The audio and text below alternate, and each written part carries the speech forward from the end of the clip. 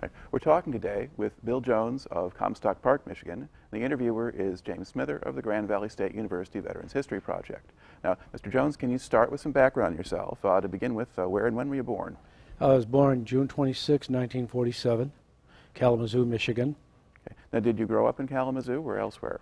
My mother's side of the family lived in New England, New Hampshire, in Manchester, New Hampshire, and my dad's side of the family lived in Ionia, Michigan. And so I split most of their times.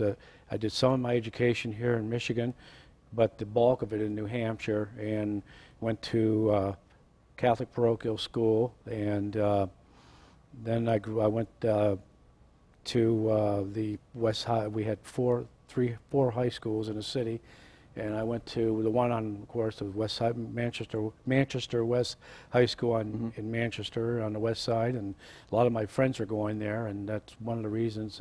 At the time, we had another high school, Bishop Bradley High School, and some friends and I took the entrance exam, and but like I said, the majority of my friends were going to West High, and I decided to do that instead. And you know, good education and everything, and it was close to. Okay. What was your family doing for a living at that point? My father was a truck driver. My mother was a LPN, licensed practical nurse. And what was nice with, I said this to my aunt one time, I said I was blessed with two good sets of grandparents, because no matter where we were, if it was in Manchester, New Hampshire, or Ionia, Michigan, after school, we lived nearby, where I just went right to their home. And then my mother worked from 3 to 11, and my dad would be home around 6, and then we would be staying with the grandparents, and then he would pick me up and that. So I was very fortunate. They were very much a big influence in my life. Okay. Now, what motivated you to join the Marines? At the time when I was a senior in high school, I was thinking of the Air Force, and always did.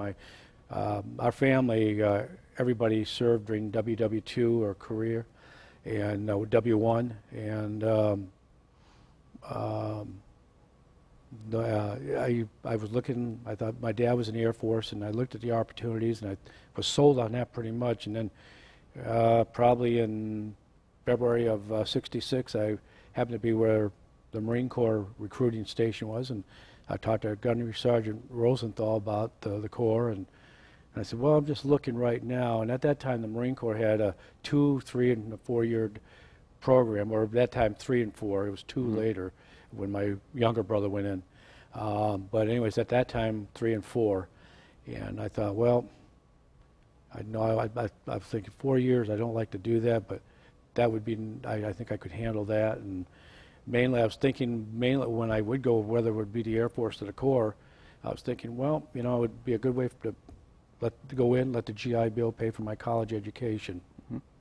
And that was that. And also, too, I thought, if you know, when they do with the draft, I thought, you're going to have to think fast where you want to go, because if you don't, then they're going to put you where they want you. And I thought, you know, I want to be able to have, and that was the other reason too. I thought, well, you know, I want to go in now. I didn't, and I've had people say, you volunteer? I said, well, then I had a choice where I wanted to go, because I said, if you get drafted and you haven't executed anything, when you go for your physical before being shipped off to wherever, you know, they'll say, well, half are going to the Marine Corps, the other half here is going to the Army, or whatever the case may be. And what gave the Marine Corps the nod over the Air Force in the end? I like to dress blue uniforms, and but the Marine Corps had a solid history too, which I was a history buff in high school, and I liked the history of the Corps. Not that the Air Force they had a good history too in W2 and Korea and everything, but I did like the Corps' history, and and to be honest too, I thought too the dress uniform. Yeah. All right. What did you know about what was going on in Vietnam at the point when you enlisted?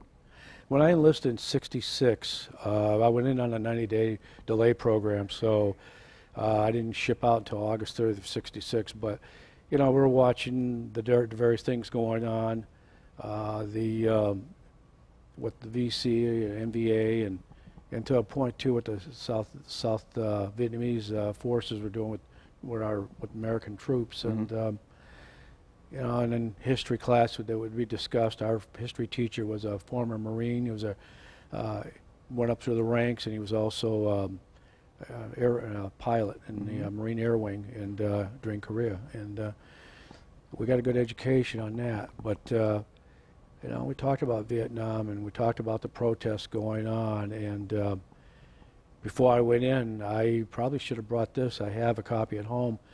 I wrote a letter with the help of my girlfriend at the time. She proofed it. And I wrote a letter before I went in the Corps to the Manchester Union Leader, which was not only the city newspaper, but statewide. Mm-hmm. And Edward Loeb was the publisher. Editor, yeah, publisher, yeah. And saying that, you know, I did see a film prior to going in that Sergeant Rosenthal showed myself and other recruits, and you know, about the Marines in a combat area in the country, and while brave men die, and what was going on back here in the States, and that you know, we got to see exactly. That was very, because I'm influential in what I wrote in the letter. I started out, I don't know if it sounded corny or what, maybe, I don't know what people would have thought then, but I wrote a letter saying that, you know, while brave men die, and yes, this is maybe an unpopular war, but troops go where they have to go. We don't have a decision. We can't say, well, no, we don't want to go there. We go where the commander-in-chief wants us to go in the Pentagon. And I wrote that, and I said, you know, here we have people taking the hard-earned freedoms for taking advantage of it, which our forefathers fought for back in 1775 on up, and then, you know, the other wars after that. And I said, you know, freedom isn't free. It was paid for, and it was very high priced. It was blood. A lot of the guys never came back, even in country. And I know one guy that I went through boot camp with, I got to know, and you know, I fortunately I went to the memorial wall, and I got the engraving off the wall. He was a nice guy, and he came from New Hampshire.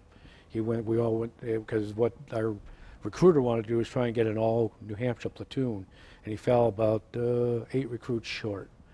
But anyways, you know, I wrote that letter and cited the freedoms, what our country's about, love of God, country, freedom to do what we can do. And unbeknownst to me, my girlfriend called me because she got the newspaper the next morning. She went out to get it, and the morning edition had the letter in it. And I was taken aback. William Loeb had it on the front page at the top, and then they wanted me to come in, and they did a redo and took my picture, and you know, I didn't expect that, but they put that right on the top, and you know, I wasn't looking for that. It was just a letter to say, hey, this is, you know, and I figured it would go into the letters to the editor. Sure. Which I did write to him 3 or 4 other times, and he had to not use my name because of the fact I was in the Corps at the time, and I had my opinions about things, and he wanted to protect me from any possible, if the Pentagon would have got a hold of it, or whoever. All right. So you really had thought a little bit about what was going on and what you were doing and why you were doing it. Maybe a little bit more than some of the other people who, because a lot of men would have enlisted simply to manage a little bit where they go, but you had a sense that this was something that you kind of needed to do. So it went a little farther than that for you. All right.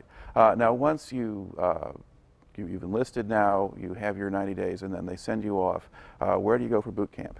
I went to Parris Island, South Carolina, and we were picked up at the airport by the buses, and you know, our recruiter told us to be prepared what's going to happen, but you know, that's one thing until you face the actuality of it.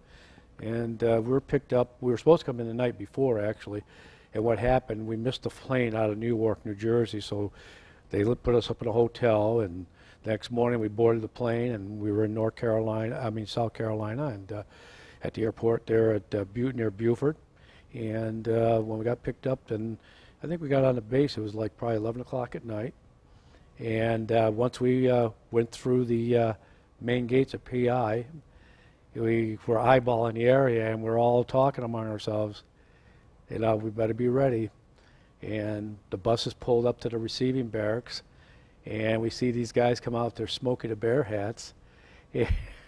And the one DI got on from the receiving barracks, got on the bus, and, all right, gentlemen, you're now at the receiving barracks of Parris Island, U.S. Marine Corps receiving barracks at Parris Island, South Carolina. You no longer belong home. You are ours, mind, body, West, and da-da-da-da-da. And they're saying, and there will be no more talking on this bus. Do you see those yellow footprints out there? When I say go, you leave and you get off this damn bus the best way you can and as fast as you can, and you hit the spot and get on those footprints. Do you understand me?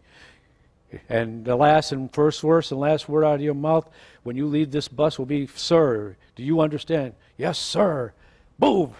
Mm-hmm. And then we heard, move, move, move, move. And there's 3 other DIs out there. And go, go, go, go. And then we go through the barracks, and we sign the paperwork, and then they take us through the showers, and it was nice because he felt kind of cruddy-like, and so it was nice to get out of our civilian clothes in that respect. And anyways, then they give us to processing, and we got our initial issue of Marine Corps gear and everything, clothes, and then we have packages where we can put our civilian clothes in, and they'll address it, and they'll send it back to our parents.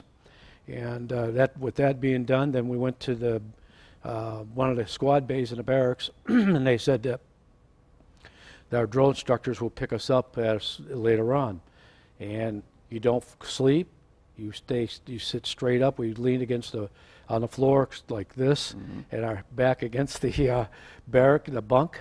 And the nice thing is we did sleep because we had some people over here by the main where the other end of the hall went, and everybody took turns moving to keep like guard, keep an eye on if the drill instructors come up there from the receiving barracks, then they would give us the word, and then we'd all be awake.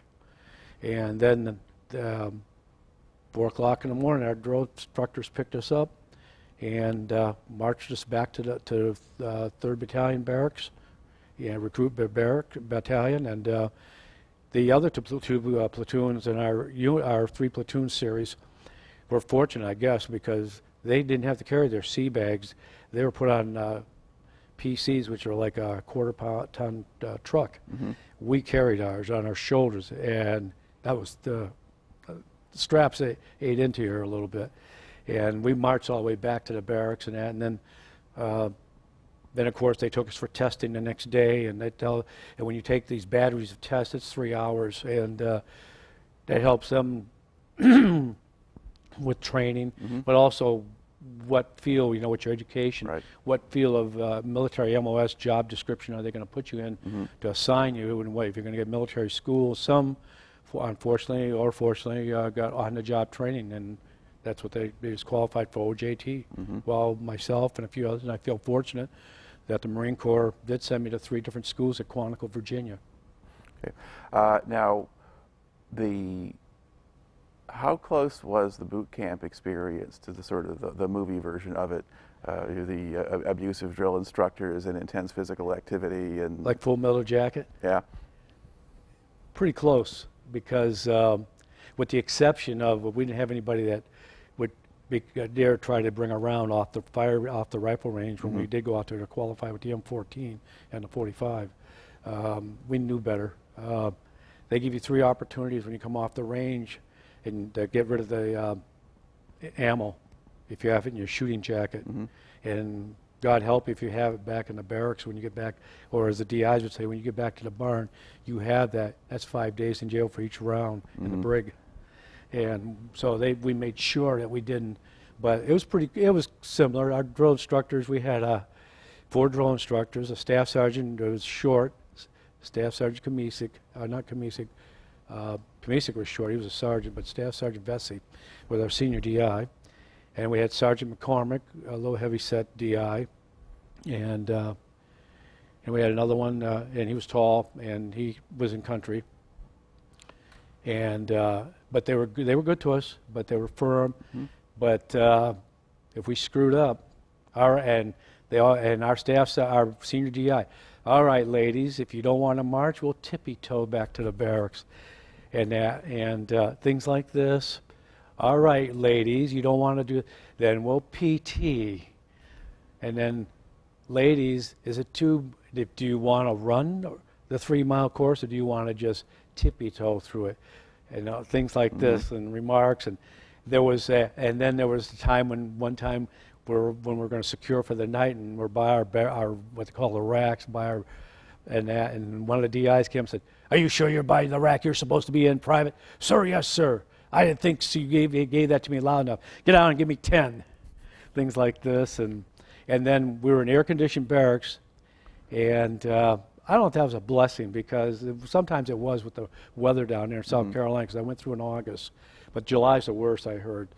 But anyways, they used it, because there was times when we come back from the chow, and I remember several times from supper, and some recruits messed up or whatever, and they would PT the heck out of us. They'd turn the air conditioning off, turn it back on, turn it off again. And we had one guy, his muscles just cramped up. I mean, legs, chest, arms, and myself and a few others responded with the drill instructors, get your towels and get cold water and put the cold water compress on towels on his muscles and that. And I mean, they PT'd us. And then what we saw something in that movie later on after I got out of the Corps, there were some things true from Full Metal Jacket, because we had a recruit that referred to his weapon as a gun instead of a rifle or a weapon. And the drill instructor said, "Come here, bring your weapon." And he'd bring his M14. He says, "This is not a gun." He said, "Now I want you to dance with your M14 up and down squad bay until I tell you to stop." And he had to go dancing up and down. This is the music is made for me and my rifle. The music is made for me and my rifle, not the gun. The music is made for me and my rifle. And he did that for at least 15 minutes, and we had to stand at parade rest and not crack a smile. But it was pretty hard to stand there. But I mean, and he kept dancing. "You're not dancing the way I want you to. Swirl like that rifle is a girl, that your best girlfriend at home." So he's holding the rifle like this and dancing around the squad bay, and then things like that. And now, how easy or hard was it for you to make the adjustment to being a Marine? It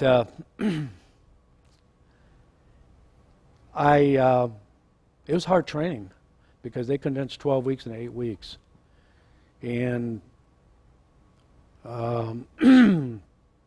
watching, listening, and seeing what other platoons were going through a lot when we were at attention or at ease or parade rest. I'm thinking, "Ooh, this is rugged." And then we do the pugil stick training with bayonet. And the one time, one guy that I was going against hit me where they weren't supposed to, and I just took the thing and I just went wham, wham like that, and they had to come in. "Hey, this is not how we do it, guys. You got to keep your cool." And but it was hard training. We had hand-to-hand combat, and then I remember when we were going to have graduation, we had the 3-mile run and everything, and we had hand-to-hand combat training, and I landed wrong, and I sprained my left knee, and so myself and I think there was a couple others that were slightly hurt, and our drill instructor, senior drill instructor, said, "Well, you guys won't run the last PRT, where you go through 3-mile run, you jump a 6-foot ditch, you throw your M14 across, that weight helps pull you across, you're up the unknotted rope in 22 seconds and with a pack and a rifle." And Then we do the step up, the fireman's carry, where we carry so many yards out. And then finally word came down if we, that we might have to run that on graduation day. And our senior GIs told the, I guess, the company commander of the recruit training battalion that these weren't put on, because sometimes some DIs would probably do that maybe. So we had a choice, and I said, I'm running it. And I was running up near the front with some of my other friends that I knew that were there. And so I was near the back, and they told me, they said, no, run near the back, so if you lag a little. And then I didn't know it, but then the day we ran it, these two buddies stayed back there with me, and I just grunted it out with that knee. It bothered me a little bit, but I knew I wanted to do this. I wanted to get through it. But yeah, training was it was rough. Was there any point in boot camp where you wondered, what the heck am I doing here? I knew what I was there, but there was I think there was a time maybe 2 weeks before graduation. I looked back. We were out at the rifle range, and I was thinking, geez, would I have done this again had I known? I thought, yeah, I would have, because everybody in our family went through some sort of boot camp, and I used to hear the stories, especially from the relatives that went through the World War II and what they did during their training and everything, and I thought, this is nothing compared to what they went through. I guess before we came into the studio, you were mentioning an incident, I think at the beginning of training, I think where you were in a chow line and there was somebody in front of you who started to cry or something like that. Yeah, I guess I did, and that's one time when I thought, whoa, maybe I should have went in the Air Force, because it was between the Air Force and the Marine Corps, but I was just standing there. That was our first time after they brought us to barracks from the receiving barracks, and then it was time for noon chow, and we went in, and we had staff sergeant, Sergeant Kamisic at the time. He was shorter than me, about a foot, and he's standing off to the side here, and all of a sudden, boom, he's in this guy's face. What are you crying about? You want to cry? I'll give you something to cry about. If you do let those tears down, I'll blacken both those blankety blank eyes, blankety blank this, and I'm thinking, oh, shit. 8 weeks of this. And the only thing I thought of then, too, is like, well, I know we go to church service on Sunday. I thought, oh, that'll be the only reprieve at least. But I thought, well, and then we had some guys that were what they call fat bodies in our platoon, and our senior DI made sure they went to where they had to go, and they made sure they told us, too, when we went through the chow line, you put your tray out so the mess people can put the food on your tray. If you don't want it, you pull it back, and you do not pull it back when they're going to put it on there, because our senior DI said, you will pick that up from the floor, and what you don't put on, they'll pick up, and you will eat it. And he made sure that the people that are supposed to eat lightly because of their weight, you will go over here, fat bodies. I mean, they really, and at the same time they care too, because I guess I had one time when I think it was like the third week of boot camp, I was walking, I got a blister back here by my Achilles tendon and with the boot, and I was trying not to show it, and the senior DI caught that when myself and some others were going out when we were done eating. Marine, come here. Private Jones, what's the problem? Sir, there is no problem. There's a problem. Don't give me this bullshit. And I said, sir, the private has a blister. And then I said, I want to see it. Okay. And I took it off, and I did, the scab happened to loosen, and I'm not trying to be gross on it, but he looked, and it was about that. He said, get out of here, go to sick bay right now. And I went there, and they chewed me out when I went to sick bay, and they said, you should have been in here 2 days ago. You don't wear black socks, you wear white socks. And then they really taped it up in that, and they said, you don't wear boots for about 3 days, and our senior DI, when I came back, when I reported to him, he chewed me out for that. He said, we might not seem like we care, Private, but we do. He said, you are government. He said, well, you're here for the training, but he said, we want to make sure you're healthy too. Right.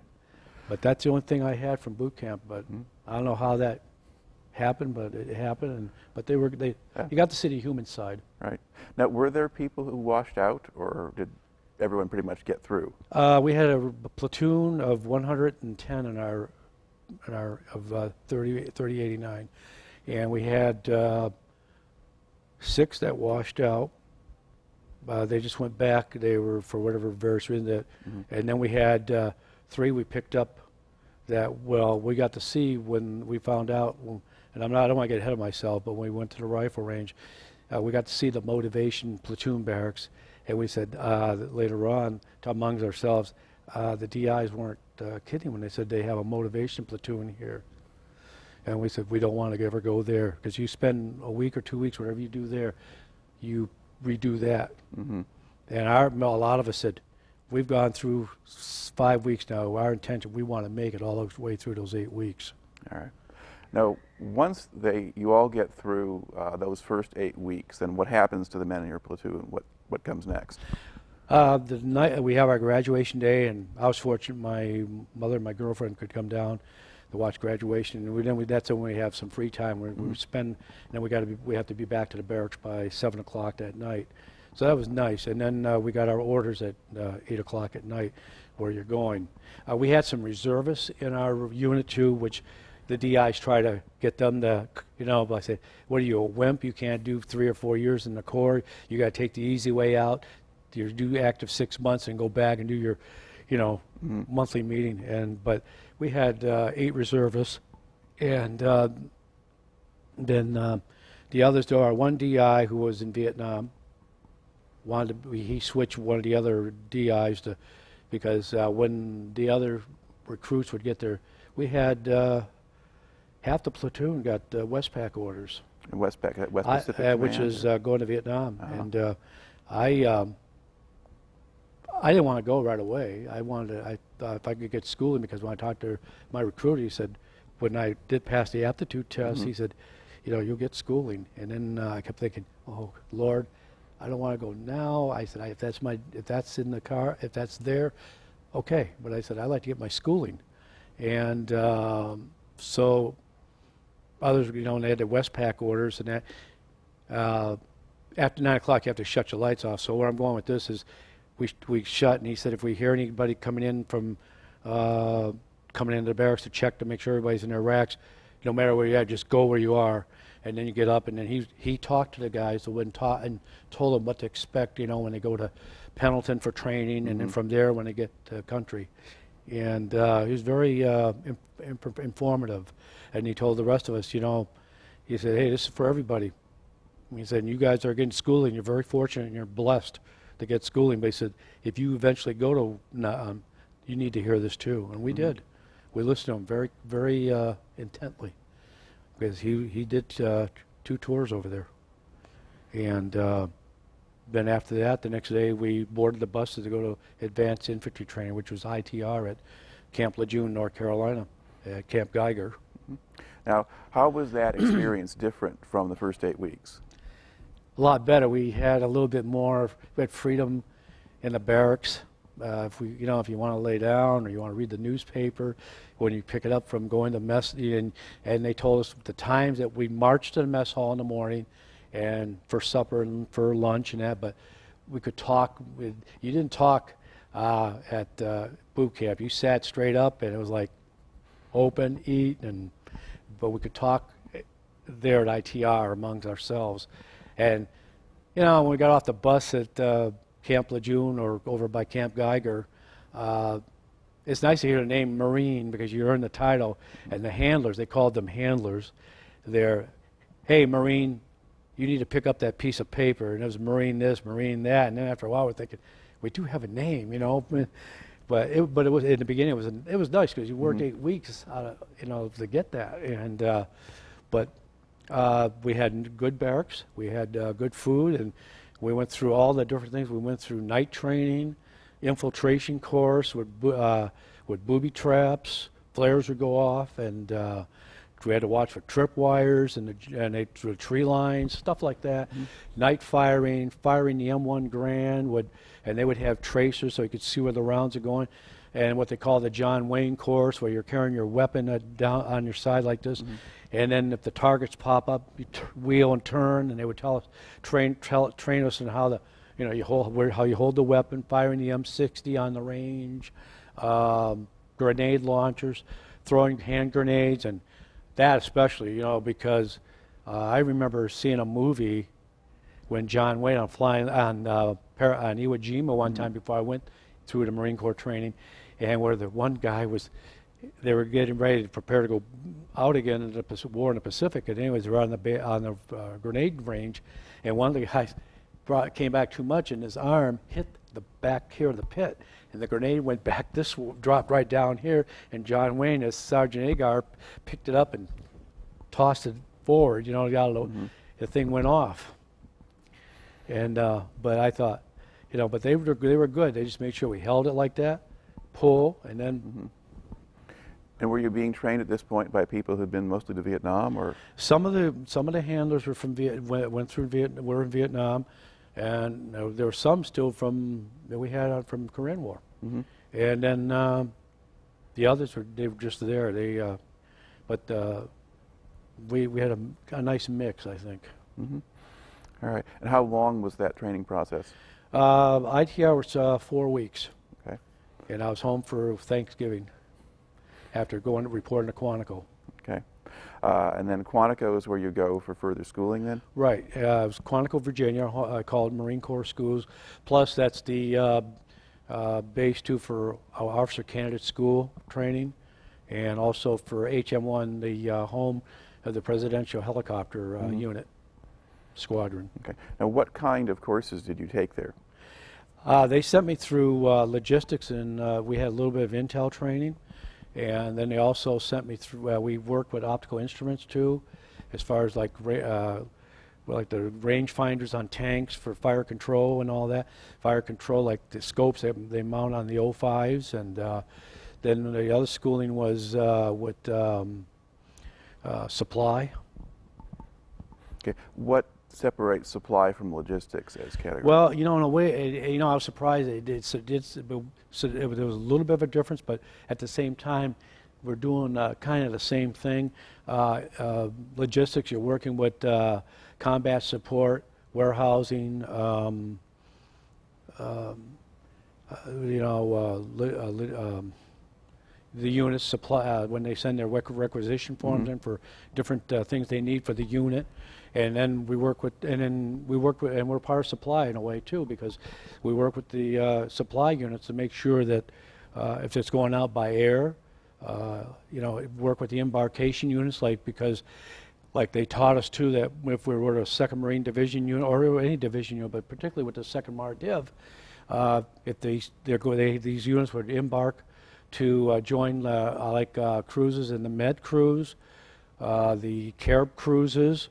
There are units out there, and they're like ready strike forces, and so you know we had to get the supplies out to go with them on the ships, because the ships would get embark from I'm trying to think the city, it was north of Morehead City, North Carolina, and they would board the ships there and then debark when they come back, and so we had to make sure things were there, and the ships would be there like 2 weeks before the embarkation, so we make sure we get it, and that's what they trained us in over there at Quantico. To me, they said you're going to be doing all this. You're going to have, you know, they're going to need maybe if they need 4 new forwarding equipment, that enables the vehicles that would go off on the water, because they upright the you know the so they can for like exhaust and that, and things like that. The weapons to make sure ammo, ponchos, poncho liners.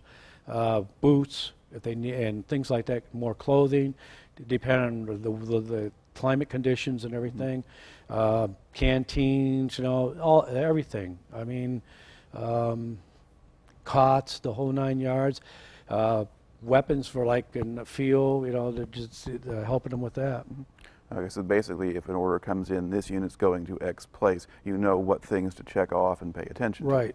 All right. But we know what each unit's TA form is and everything, what they need to have, what they have, and there were times that we would the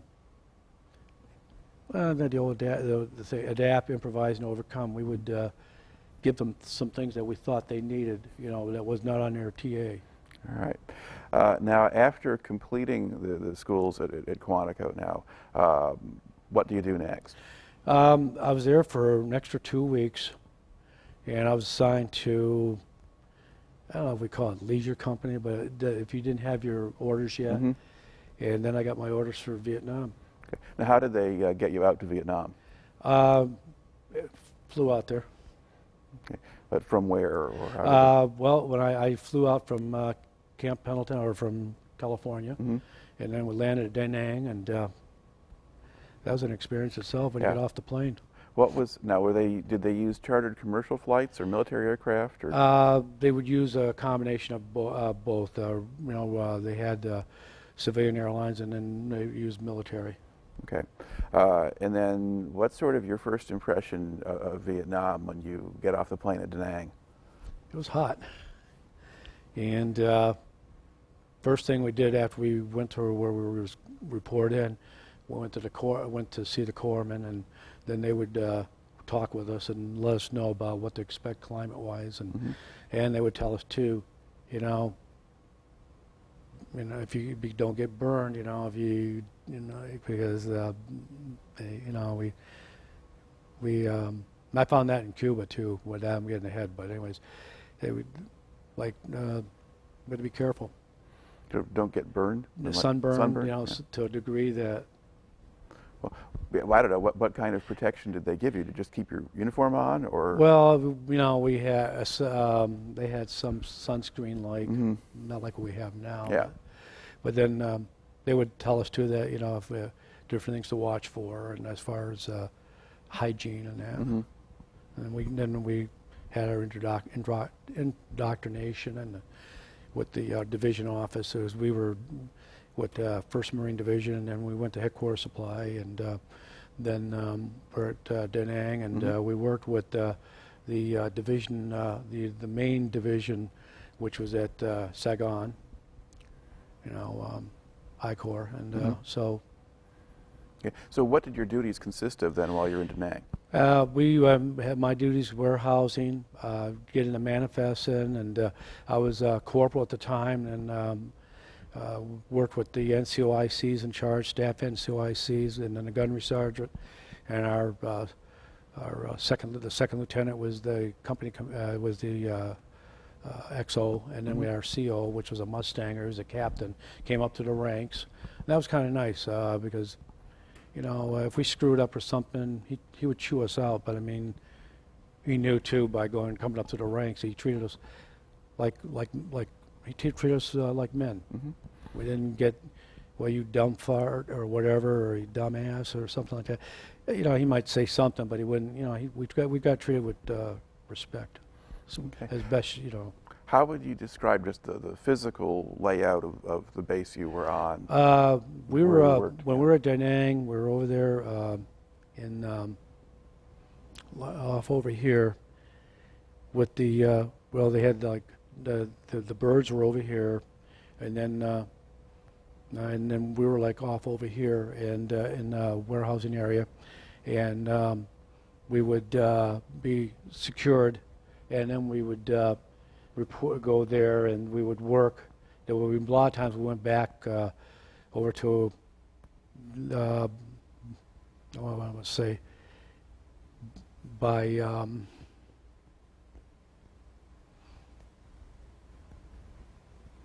my train of thought, because I'm trying to rush some things. Mm-hmm. We would our offices we'd go back there, and then a lot of times we'd be back out to the warehouse, mainly making sure when stuff came in from states, then we'd make sure where things had to go. And mainly we were like combat support, Mm-hmm. and like the different various Marine units would, whenever they needed things, the requisition would come up from different battalions, and different Marine units would come up through the chain of command. There was times when things wouldn't, they would come directly right out to us. But a lot of times it went up through, because we were division headquarters, and they would come through there, and then we'd have to process it.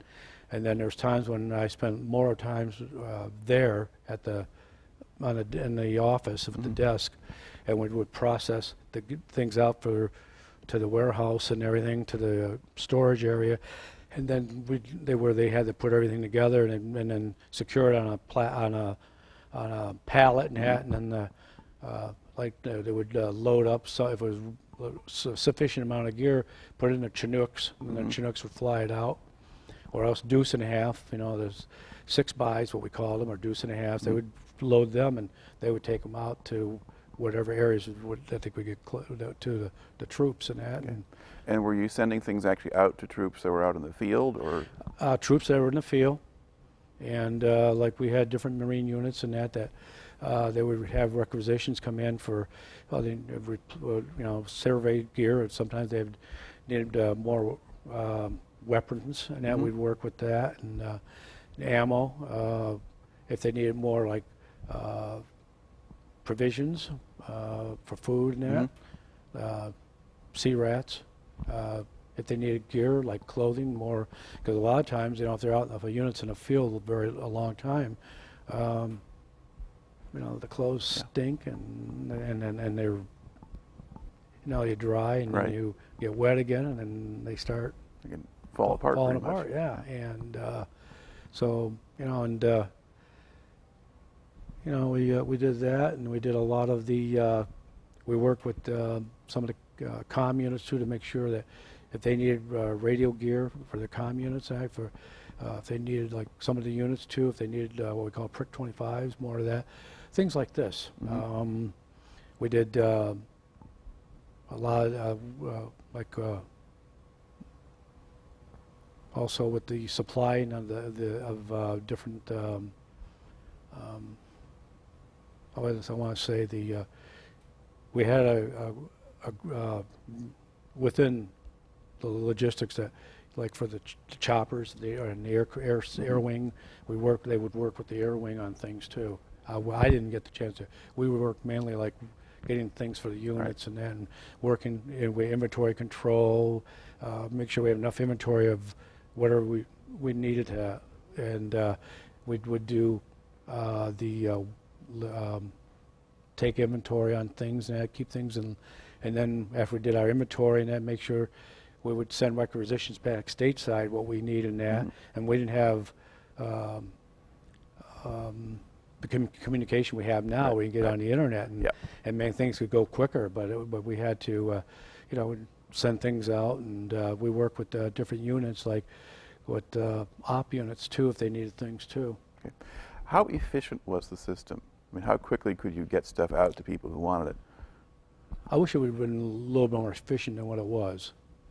I mean, where we were, it was efficient, but there was a few of us that said it'd be nice if we could get things out a lot quicker to some of the units than we were able to. I mean, we could, but we said the way it is now, I think it's a lot quicker because of the way of course, it's the way they do it. Was it just paperwork that slowed you down, or were there extra layers of bureaucracy to deal with? Or? We had to deal with some bureaucracy, and then you had to make sure the T's are crossed, the I's are dotted. And there was some, not that they weren't, but I mean, we had, what do you want to say, some bureaucracy that would they want, make sure that okay, is this the way done the way it's supposed to be? And I think I got in trouble, and so did 2 other corporals, because we had a Marine unit that wanted some equipment they needed badly, and we adapted, improvised, and we jumped them ahead of 3 other units that we knew would get their gear, what they needed. It wasn't like what this one wanted, and well, they did more. It was more a case of more ammo, and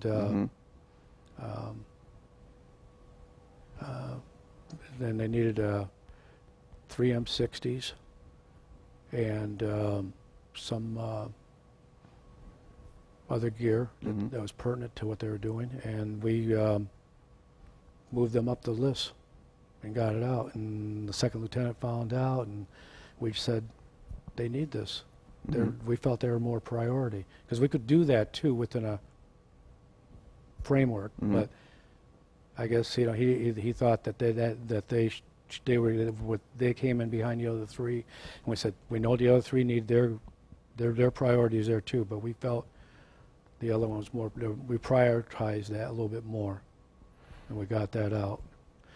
And you know, we always, back here in the States, when we got back, you know, used to hear in the rear with the gear, but a lot of the guys told us, you know, and said, you know, you guys did what you did so we could do what we had to do. And yeah, you know, I felt a little guilt maybe because we weren't out there in the bush.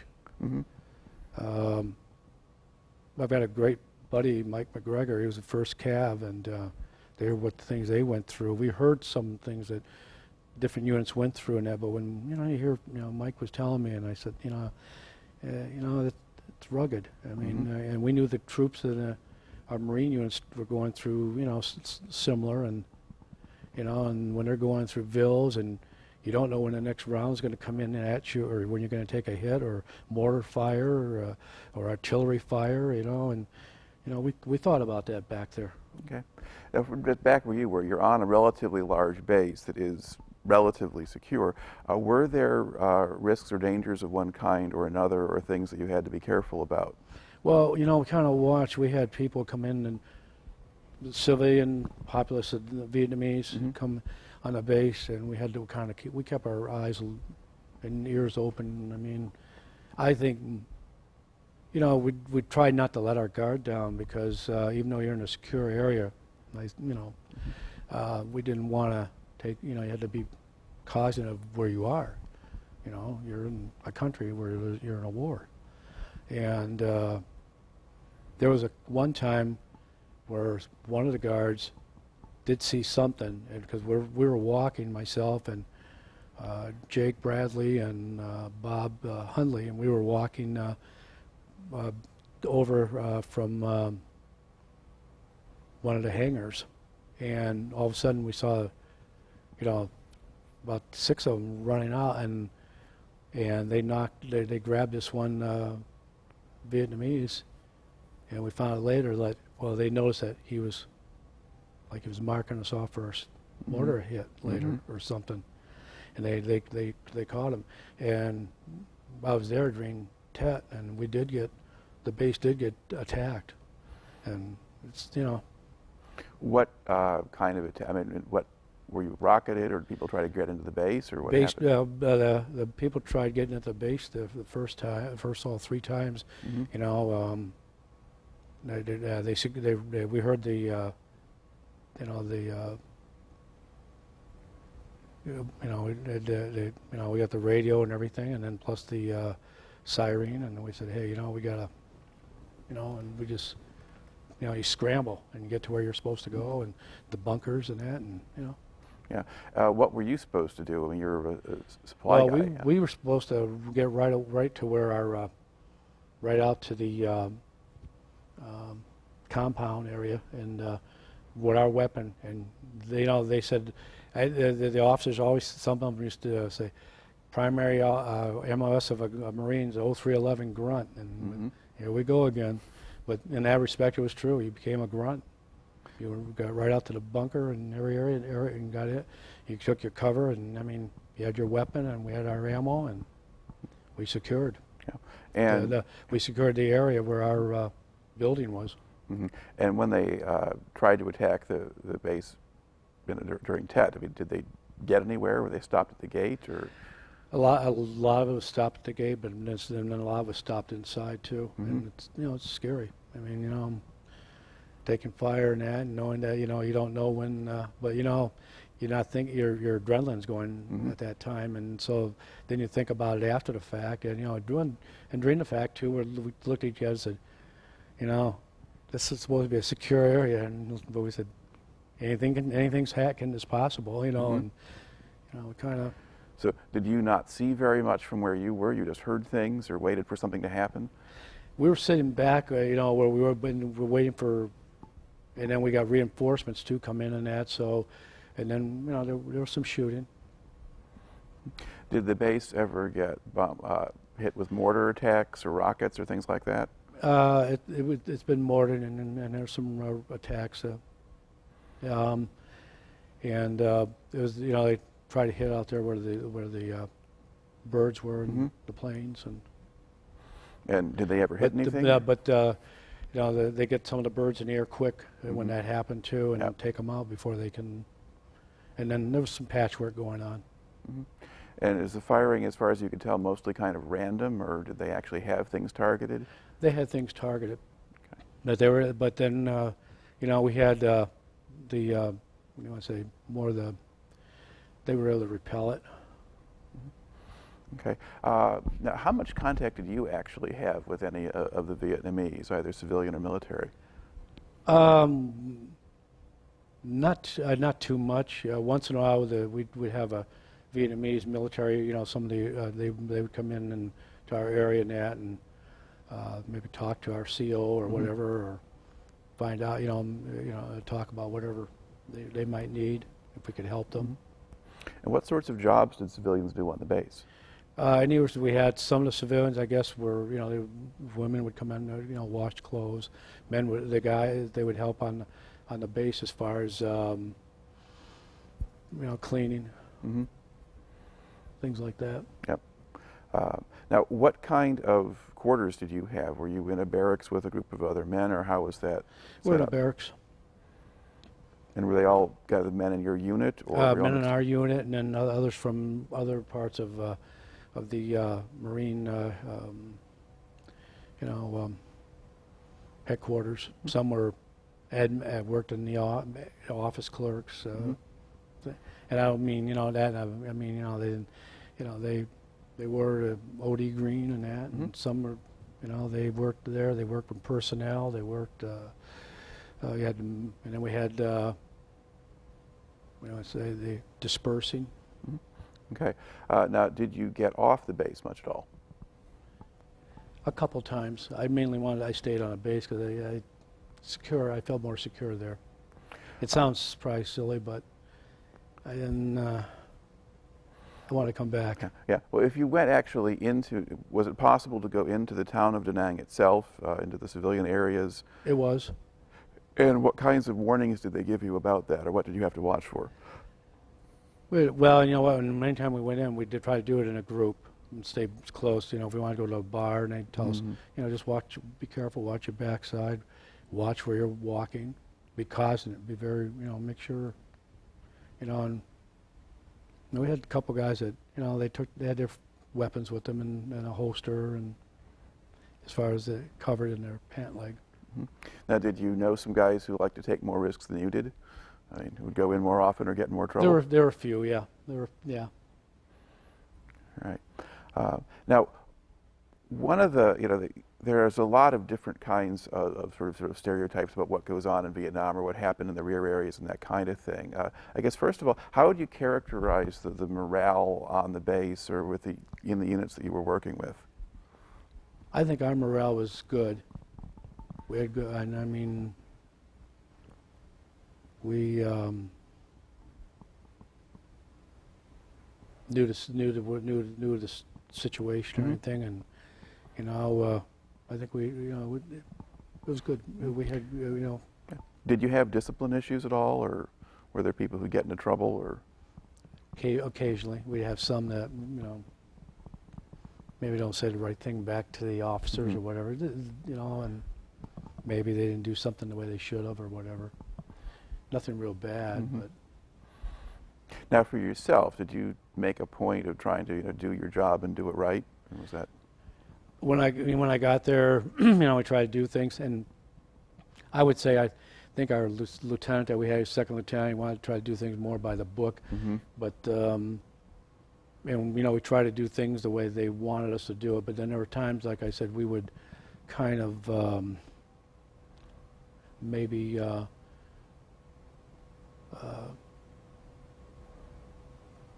Kind of improvise so we could get things done a little bit quicker. Cut a few corners to get it done faster? Yeah, you know, they would try to get you know, so they wouldn't have to go through so much.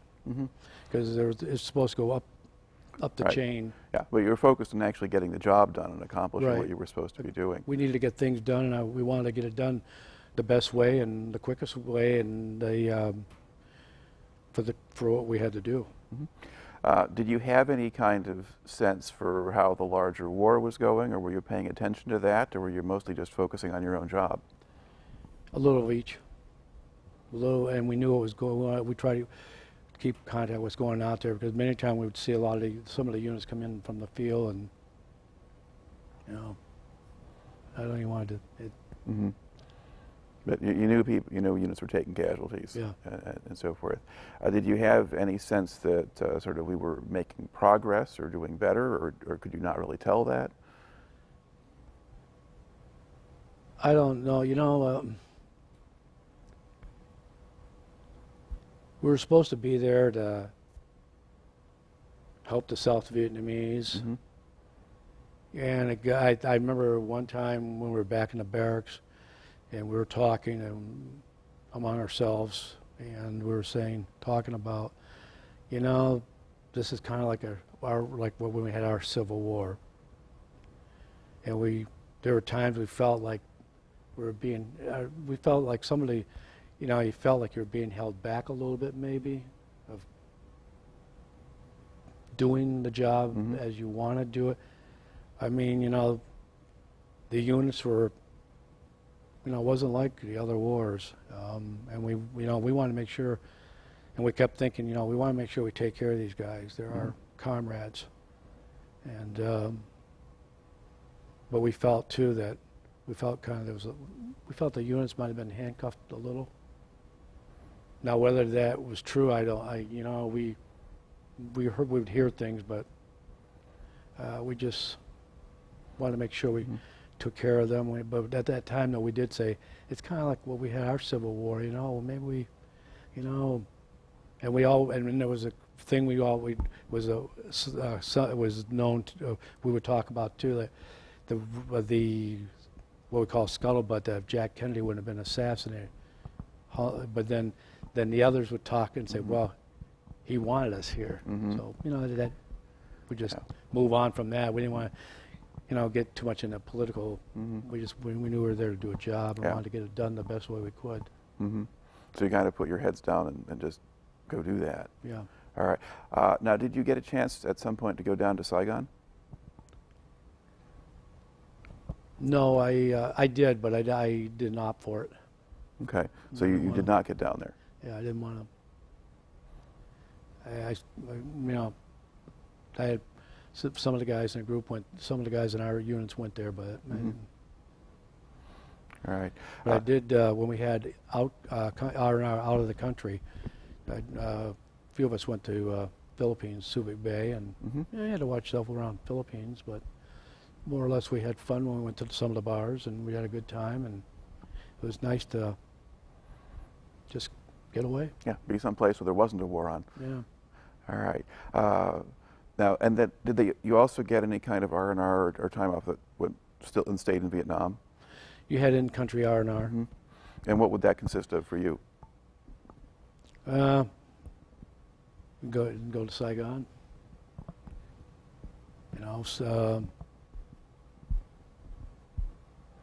What other areas you want to go to, I guess. Well, there were in some areas there were beaches or things like the that. beaches, yeah. We had a mess hall that was really nice. And why I don't mean the mess hall was not. I meant the gunnery sergeant that ran it, because now and then a couple times he would throw. We'd have a party at the beach and put steaks on the grill and that, and it was just more or less a doing and just to relax. Right. Okay. Now, how long total did you spend in Vietnam? I spent 12 months. Normally, sometimes 13, depending, but then because what happened was, I don't know if that had anything to do with it. We had a movie night, and when I was walking to the movie, I felt something on my foot up here, and I had cysts on both my feet, and they never bothered me in high school, but it felt like needles going in there. But then I was rotating back, and so they said, we'll send you back, and then we want you to have that looked at. But I rotated back after 12 months, and then I had that looked at, and then surgery was done on both my feet when I was I went back to Quantico, and the Naval Hospital there, and they removed the cysts, and I was laid up for about a month, because they didn't want me to walk on them for a while, and they removed the cysts, and then Yeah, the recovery times took a lot longer in those days, and we think today of how quickly they get people back on their feet and doing things. Right, In the 60s, they didn't do it that way. No, he wanted me to a wheelchair, the podiatrist, and then he said, we'll graduate you to crutches, and you know. All right. Now, what assignment did you get then? Because you still have a couple years left in your enlistment. After I got out of the hospital at Quantico, then I was there for assigned to headquarters battery on with the administration over there, and then we were told we'd be back stateside 6 months, but then 3 months I had orders for Guantánamo Bay, Cuba. All right. And what did you do when you got down there? I was assigned to the Marine barracks, and I worked with the Navy with my logistics and supply, and more or less we did more with supply. Mm-hmm. But then also, too, I worked with logistics. I worked with the the operators that they go out at night along the fence lines or during the day to check these pods that are out with the SID machines that the guards have, and they can certain sounds or footsteps, certain sounds or animal, whatever, and then work with base security. Mm-hmm. We work with the troops that are assigned to Marine barracks to guard the fence line, and then elements of the 2nd Marine Division. Okay.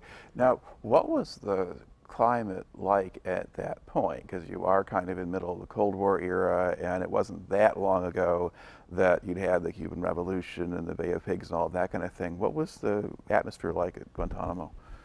I remember somebody I know that was on a Navy ship, and when he came through there, a buddy of mine from high school that I ran into later on at Norfolk when I left Cuba. He happened to be on there, but he mentioned to me, he said when he was in the Navy and they pulled in there, he said, you guys had to have kind of a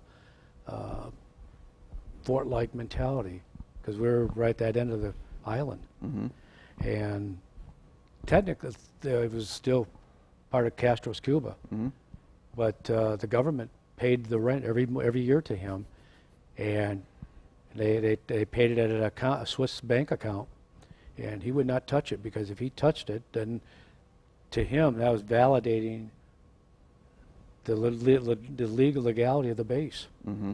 And they even had down there near the main fence where the Cuban workers would come through a sign and an example where Gitmo water was cut off. And that was a tourist thing, because dependents would come down there, mm-hmm. new people assigned to the base would come down there, like on Sundays, mm-hmm. and they would look at it and everything, take pictures and stand in front of the big sign and the whole 9 yards. And that was the outpost barracks for the fence line, and plus there was a guard, the tower above the barracks besides the main gate down there. And we worked with them during security during nighttime and that. Mm-hmm. But then on this side of the demarcation line was the Cuban guard. That was not manned at that time, but now it is, because I did this a few years ago. I got online, typed in Gitmo Cuba, mm-hmm. and they had pictures of the base, and they also had pictures of our side and the Cuban side, and soldiers were out there, the flags up the pole and everything, because how it was, there was a fence line, a sidewalk that went up behind the mountain, and then there was a fence on one on each side with concertina wire on the top, and the workers come down there. We had their ID cards in there, and we were there to watch and make sure too. We're doing security with the personnel there, and mm-hmm.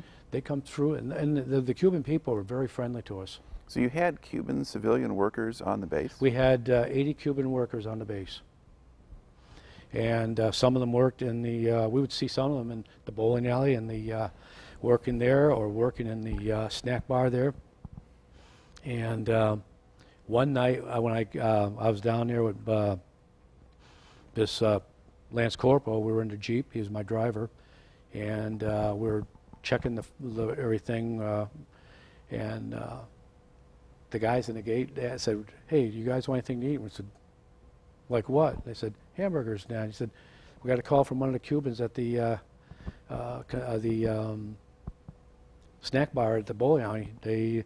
They're making some. They're going to overmake some burgers and French fries, and they're going to bring them down to the guys at the OP barracks where they go through. And I said, you guys are still here, though. yeah, I'd like a couple burgers. And my driver said the same thing. And then they said, they told us what time to come back. And then we came back down there. We were at the outpost barracks down there by the water gate. And we told the guys, well, we got to get back down to the other, the gate. And we got workers coming through and that. So we got down there. And geez, they had 3 big bags, you know, paper bags, sacks, and we had our food, and we just enjoyed it. And then we went down the other line, checking things and that, making sure everything was good. And so the Cuban workers were very good to talk to, and they knew they were being watched too by the Cuban guards on the other side. So they limit how much they spent. Right. But now I guess I don't know if there's any that work on the base, but like I say, when I was there, it was about 80 or 90, and they had their ID tags. They turn in their blue, and then they get their white, and then they clip it, and the buses are there. It takes them to their. They worked laundry at the bay on there, and you know we felt, and they would tell us. Well, in fact, we could see it. We had 2 ports, Bucharest and Caminera on the other side, and with ship binoculars. If you could look over and you could see how the people lived. You know, we said that's communism. Yeah. Now, were there some kind of scary moments while you were there, or did you have alerts or other things like that? We had alerts that were more like a training. So in the event the Cubans would come, there's a first and second and third line of defense on the base, and we had where. Well, we got scuttlebutt from. We knew people in the admin building that would tell us, and they knew because they knew when the colonel would set the timer for the everything to go off, the sirens and everything. So we were well prepared. So the night before the alert, it would go off at 4 in the morning, 3 in the morning. So we were dressed already in our green, you know, and we had our rifle here, and we had our steel pot and the whole 9 yards. So we were prepared the night before. And then we could just get out the barracks and that. And as for myself and the ones in our detachment, we were in a separate building from the main barracks, and so we could just get in the jeeps and get down the hill because the barracks were up here, and they had to come down the hill to join the main road here that went out to the fence line by the main gate. And then we had this area that went in where the Navy was. And then, of course, the bowling alley and all that stuff, and then civilian housing or dependent housing, and we had to make sure somebody got down there and got posted so they could direct traffic, because everybody's gonna come off that hill fast to get to position. You only got so much time, and the tank park was there with the tank, and you know, and then the guys with the artillery from 2nd Marine Division were out this way. They had to get out there with. Because the guns were already set up, and so, you know, we had that once a month. But there was a time when it went off in the middle of the week, and we knew these defexes didn't happen until like maybe a Thursday, Friday, or Saturday. And this thing, like I think, was on a Tuesday, and we rolled out. And at that particular time, I was walking to the barracks, and it was like 1 o'clock in the morning. And I'm thinking, what the hell here, you know? And then we looked out, and we saw the destroyers that were out there. There's 3 Navy destroyers. They were moving, and we're thinking, damn, they're, you know. And we're saying, go, everybody. And then and we said, where's the ammo? And they were talking about where the locks were. Everything's padlocked. And I was in E5 at the time, and the staff was there. I said, get the rifles out of the rack, and get a couple guys here and just kick that door in with the rifles, but just take the butt and just break it in. And we passed out ammo. We got everything secured out. I mean, we documented it quick, and we said, get out to the trucks. And the trucks were coming up there, and my driver came up and said, hey, Sergeant, he said, I'm ready to roll, you know. And I said, never mind me right now. I said, let's just get your ass down there to and make sure that the areas, that the road's secure. And I said, I care about the dependents, but right now I don't give a damn. I said, we got to get these guys off the hill, and they got to get out to where they have to be. And so he got there, and then the other driver came up and said, waited for myself and the other 2 corporals and that, and then with the gunny, I told him, and when he got there, I said, he said, yeah, you guys got to get out of here, get the hell out of here. So we got out of there, and we got out to where we were going to be, and we took probably, I think, 3 cases of ammo with us in the Jeep. And I said, because we were headed out to the north fence line, and my driver said, I said, I told the guys, what platoon is out there in the north fence line, whenever I talk to them, I said, if the things do happen, and we're going to make sure we have ammo. And I said, the hell with being at the first line of defense. You fall back to the third line where we're going to be, and we'll have ammo for you. Because when I was there, and I can't believe this, I mean, you know, you're in a Cold War's area, and I found out why this is the way it was. But where I'm going with this is that there's 3 to a tower, 3 security guards, and they each have 5 rounds of ammo apiece. Well, 5 rounds of ammo is not going to, if the Cubans are coming across the fence line, excuse me. You know, and this happened back shortly after the Cuban Missile Crisis, I think. And what I heard, I don't know if it's the truth, but I heard that one of the posts, there was a Marine that was locked and loaded, wanted to find out if the weapon could really go 1,000 yards for effective fire, and he took out a Cuban soldier, and hell was raised at the UN about it. Now, and that's why 5 rounds per magazine. But it's like I said, it doesn't take common sense. I mean, 5 rounds each, that's 15 rounds. That's not going to do a hell of a lot. Right. I mean, so we used to tell them, fall back to third line perimeter, fall back to that third perimeter. Don't even waste your time and say, get your butt back there. We'll have ammo for you. And then, plus, we brought up the other Jeep with the mounted M60 and that, and we waited. We were out there a whole hour, and we got out there, I guess, in record time from what I heard, because later on, when they secured, the word was that was the fastest time that we've all moved out to where we're supposed to be. And then we found out later that Colonel Zugner was trying to set the time for the defects to go off on Thursday, and he accidentally tripped it. And usually after our meal, or if we have the mess hall open for breakfast, a late breakfast, then you have classes too. And they secured the classes. They said, no, you know, the guys got out there, so, you know, no, they need to unwind. Mess hall is open till all the way through noontime for noon chow. But that was one of the scariest. And then there was a second time, we were off duty, and we were out there by the base, the outdoor theater, and it's out here in the bay, and there's a Russian ship moving. We're going, what? He's not supposed to, they don't allow traffic to flow through the channel on Sunday. And 2 Navy tugs went out, and we said, we better check this out. We got back in, and we got dressed in our green utilities when we got in the Jeep, and we took off and for the north fence line, and then where we could get a higher view of it, and then we're watching, and we're going, oh man, don't tell me.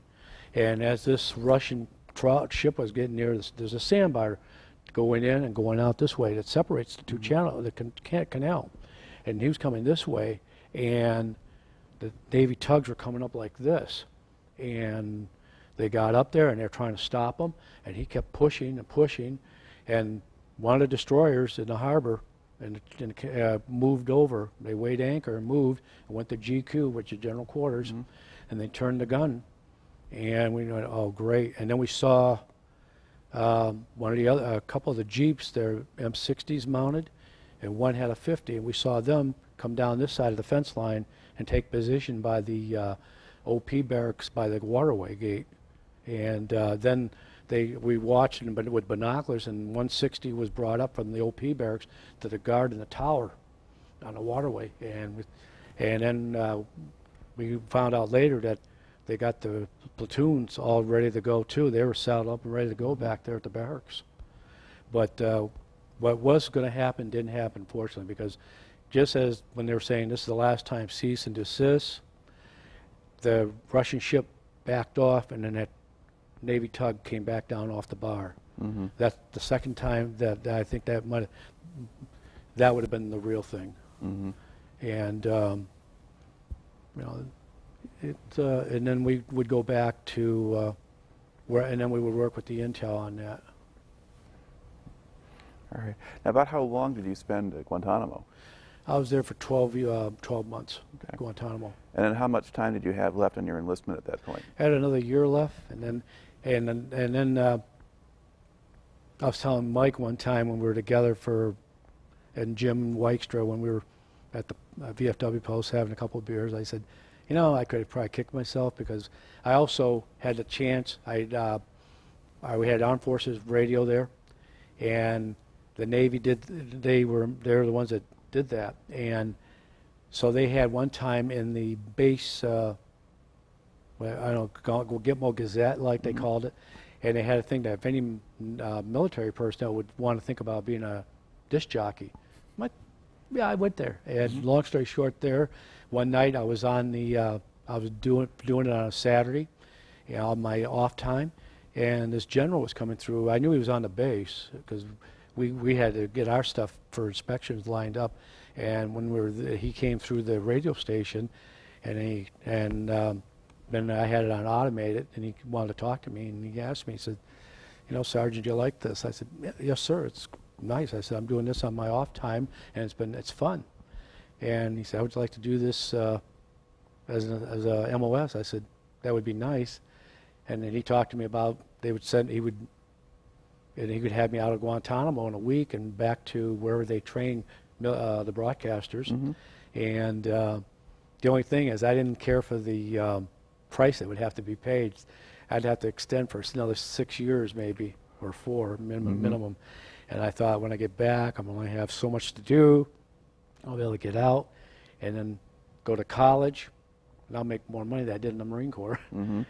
But I looked back, and I was telling Mike, I said, yeah, that would have been nice. I said, because, and Mike kidded me, he says, well, you could have been on the radio here now. I've been a radio personality, but I thought about it.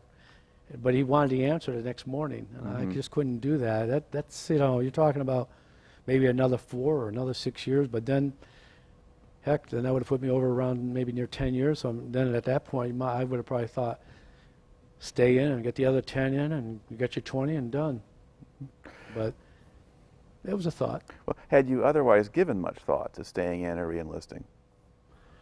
I did at one time. I thought, you know, I thought I could do night classes. I could go to night school at college, maybe back at Lejeune and University of North Carolina, and take some coursework that way and stay in. But I don't know. Then we were winding down a little bit to being a peacetime corps, and that would mean more what we call junk on the bunk inspections.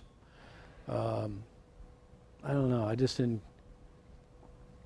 And I have to say I was fortunate, though, when I didn't want to go back to Quantico. So when I left, they gave me, I had to fill out my 3 choices. And I put Quantico first, Lejeune second, and I think I had Portsmouth Naval Shipyard in New Hampshire, near where I lived, as the last. And I got Lejeune, and I was with 2nd Marine Division and 10th Marines Headquarters Battery, and then I was assigned to supply there. And then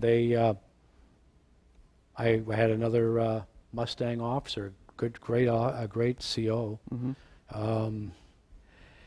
I say this because a few of us went we didn't have our out of bounds pass, which you only can go so far from the base on weekends. We went to Washington, D.C., and that was out of bounds without. And we came back.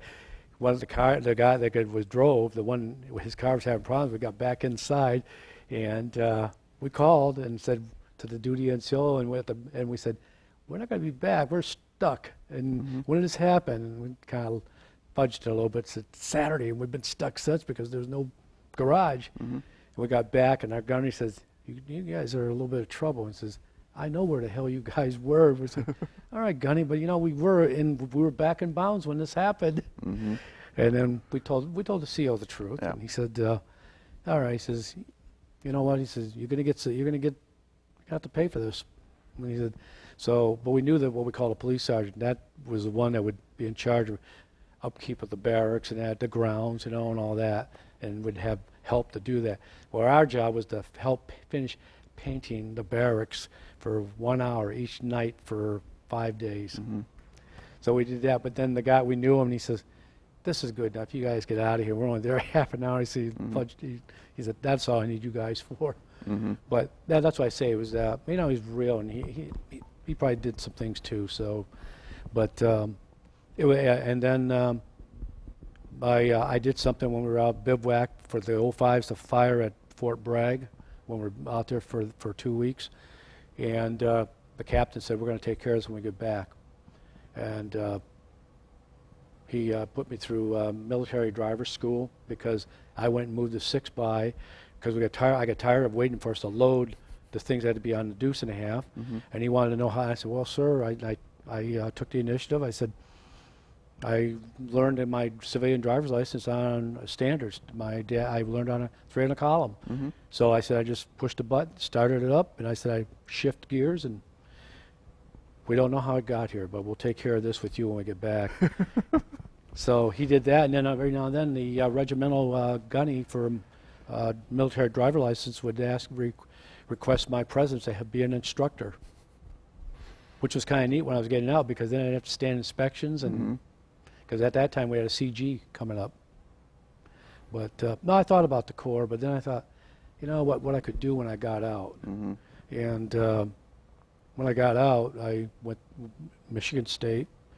I got my degree with HR and business degree, but when I look back, I thought, anybody would ask me if I served, I would just say I served in the United States Marine Corps, but I wouldn't get into it too much. I knew how to at that time with the media playing on what a non-vet was like, or whatever, and they had, that negative, everybody was a druggie or whatever the case may be, and all these long hair, oh, look what this did to me, or whatever. I thought, no. And then when somebody one time was saying something and then asked me, I said, you know what? I served in the United States Marine Corps. I did go to Vietnam. And I said, you know what? And I said, I have comrades in arms. I said, that means, all of them are considered comrades. Army, Navy, no matter what branch. I said, and they served the highest quality to their country. And I said, they don't need to be treated like crap. Now, did you follow or pay attention to the coverage of things like the anti-war protests and a lot of the rest of that stuff going on, or did you pay attention to that? I did see a lot of that when I was in Quantico, because when we used to leave Quantico, of course we could dress in our civvies and that, and we go to Washington D.C. and there was one thing that happened that 3 of my buddies from it would have got us angry. We saw some protesters were going to burn Old Glory, and it ticked us off. We ran across down the sidewalk and knocked them down, grabbed the flag, and 2 of these protesters got up and they were complaining to the D.C. cops, and we didn't see a thing. And then later on, one of the D.C. cops pulled us aside and said, "You guys, thank you. We couldn't do what you did.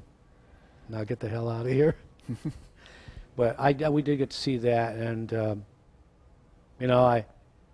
we said, and you're there near the White House. You're not that far from Arlington, and we did visit Arlington, and it's a big impression. All right. Now, once you were out, then you said you got a business degree, human resources, and so forth. What kind of career did you have then? When I liked sales, so I went into sales for a while, and then I had a chance to go to work for a placement agency, and I was there for 12 years, and then I had a chance to have a franchise for temp help, and we did also perm help and that, and I pursued that, and to this day, that's what I've been doing for the last 12, 14 years, and But I've enjoyed it working with people. I'm more like a people person. Right. And that's where some of the degree came in, in play. Okay. Now, when you look back at the time that you spent in the service, what kind of effect do you think that had on you, or what do you think you learned from it?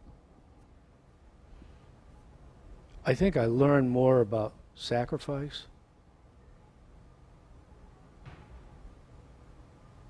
respect more. Not that I didn't have that, because I grew up with that, but I think it was more reinforced. Also, too, like when we had Operation Desert Storm the first time, I lived in Holland at that time, and a lot of us veterans got together and we said, they're not going to go through what we went through. And we organized a march every Saturday.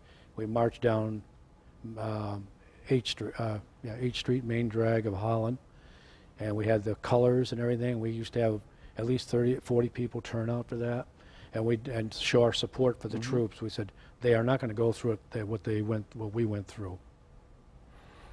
And I remember when Channel 8 aired the demonstrations going on in front by the Federal Building downtown by Calder Plaza, and I happened to get through because I was tired of seeing this.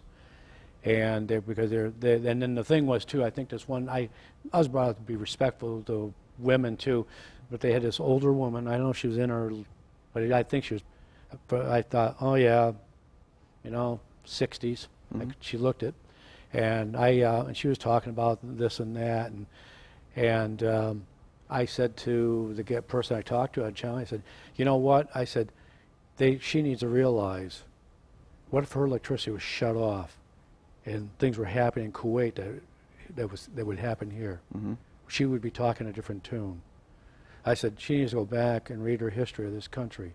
I said, I know American lives are going to be put at risk, and I know it's going to be said for oil and it's going to be said for some other things. But I said, I said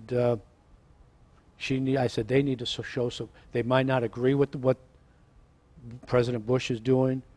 That's fine. But don't protest the troops. I said, I would have thought they would learn their lesson from, I said, you don't protest the troops. If you're going to protest, fine. Protest the policies of the government, but not the troops. Leave them alone. I said, troops don't have any say in that. We go where we're told. We deploy where we have to. It's just like at 2nd Marine Division when I was stationed there at Camp Lejeune. They were deployed wherever they had to go. And we were there we were in the rear gear supporting them. Getting there, making sure they had the things they're supposed to have. Okay. Now, are there, if you're going to think back at your time, particularly the time spent either in Guantanamo or Vietnam, are there particular incidents or things that kind of stand out in your memory when you think back to that that you haven't brought in here yet?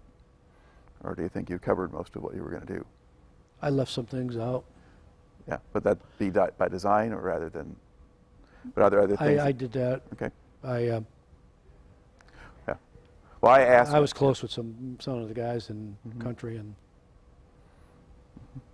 then in Cuba too. But you look. We were in a warring country, and it was Cold War in Cuba, and that could happen any time. And I suppose maybe because there were a lot of guys that had their time in country, and then we had a lot of non-vets too in Cuba. So whether they, did that by design, because of the combat experience, but we want, we said that we were there to take care of because we had a lot of guys too that came in from after their ITR training, boot camp, and that, and we said, we have to take care of these guys, as well as everybody in the whole on the base. All right. But I did leave some things out, especially, and then when I didn't go the first time the memorial wall was put up.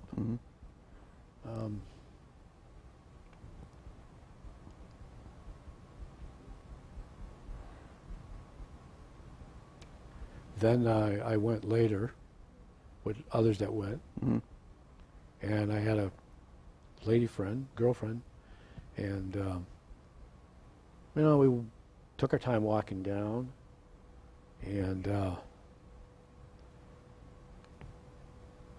found the name of Robert Brown, and I etched it, and I was standing there, and the next thing, and Betty turned around later, she told me, she said, yeah, we were standing there, you looked like you were doing good, and then you lost it. Mm-hmm.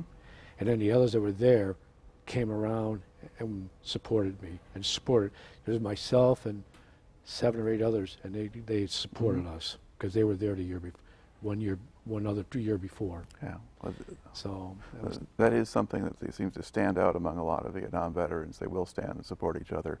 yeah. And you kind of went through a lot of things that ideally people shouldn't have to, Yeah. but you did. Well, thank you very much for coming in and telling your story today.